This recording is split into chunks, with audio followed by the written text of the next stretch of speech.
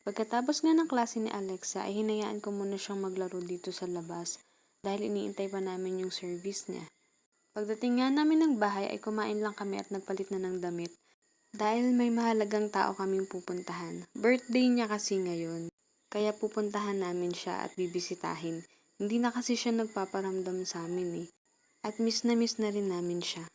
At ito nga pala ang paboritong-paborito na Alexa, ang sumakay ng jeep. At maya-maya pa nga ay andito na kami. Nashock naman ako kasi naka-tiles na siya. Napakaganda naman at napakalinis tignan. Kaya thank you po! Nagkwentuhan na nga lang kami diyan at kinamusta namin yung kapatid namin. At syempre, yung iba din naming mga kamag-anak. Namimiss na kasi namin silang lahat. Nagpadasal kasi si nanay kanina sa bahay namin. Kaya eto, yapos-yapos ni Alexa yung picture. At doon na lang din nagluto ng simpleng handa. Ayun lang. Follow for more videos. Thank you so much for watching.